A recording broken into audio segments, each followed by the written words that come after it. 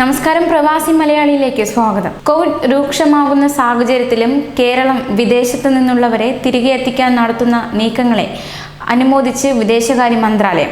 പ്രവാസികളെ തിരികെ എത്തിക്കുന്നതിന്റെ ചുമതലയുള്ള വിദേശകാര്യ മന്ത്രാലയ സെക്രട്ടറിയാണ് പ്രശംസ അറിയിച്ചുള്ള കത്ത് ചീഫ് സെക്രട്ടറിക്ക് അയച്ചിരിക്കുന്നത്. എന്നാൽ പ്രവാസികളെ തിരികെ എത്തിക്കുമ്പോഴും പ്രതിസന്ധി രൂക്ഷമാകുകയാണ് എന്നും അറിയണം.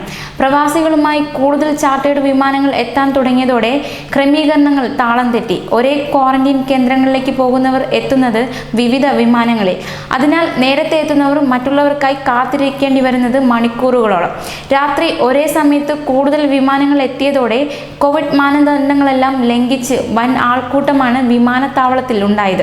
കുട്ടികൾ ഉൾപ്പെടെയുള്ള യാത്രക്കാർ 5-6 മണിക്കൂറുകൾ വിമാനത്താവളത്തിൽ കഴിച്ചു കൂട്ടേണ്ടി വന്നതായി യാത്രക്കാർ പരാതിപ്പെട്ടു. കഴിഞ്ഞ ദിവസങ്ങളിലെല്ലാം സർക്കാർ വക നിരീക്ഷണ കേന്ദ്രങ്ങളിലേക്ക് പോകുന്നവർക്കെല്ലാം ഈ ദുരനുഭവം ഉണ്ടായി. നഗരത്തിൽ നിന്ന് ദൂരെയുള്ള ക്വാറന്റീൻ കേന്ദ്രങ്ങളിലേക്ക് കൊണ്ടുപോകുന്നത് KSRTC ബസ്സിലാണ്. വ്യാഴാഴ്ച വെളുപ്പിന് മസ്കറ്റിൽ നിന്ന് 1:30 പ്രവാസിക്ക് വിമാനത്താവളത്തിൽ നിന്നും വെള്ളറടയിലേക്കുള്ള നിരീക്ഷണ കേന്ദ്രത്തിലേക്ക് പോകാനായത് 4 മണിക്കാണ്. ഒരു ചാർട്ടേഡ് വിമാനത്തിന് 12 ബസ്സും മറ്റുള്ള യാത്രാ വിമാനത്തിന് 20 ബസ്സുമാണ് അനുവദിച്ചിട്ടുള്ളത്. പ്രവാസികളുമായി വ്യാഴാഴ്ച വെളുപ്പിന് തിരുവനന്തപുരം വിമാനത്താവളത്തിൽ എത്തിയത് 7 വിമാനങ്ങൾ. ഇതിൽ 5 എണ്ണം ഗൾഫിൽ നിന്നുള്ള ചാർട്ടേഡ് വിമാനങ്ങളും 2 എണ്ണം വന്ദേ ഭാരത് മിഷന്റെ ഭാഗമായി കാനഡ, ന്യൂസിലാൻഡ് എന്നിവിടങ്ങളിൽ നിന്നെത്തിയത്. ഗൾഫിൽ നിന്നുള്ള 840 പേരടക്കം 1120 പ്രവാസികളാണ് നാട്ടിലെത്തിയത്. കൂടുതൽ പ്രവാസി വാർത്തകൾക്കായി ഈ ചാനൽ സബ്സ്ക്രൈബ് ചെയ്യുക.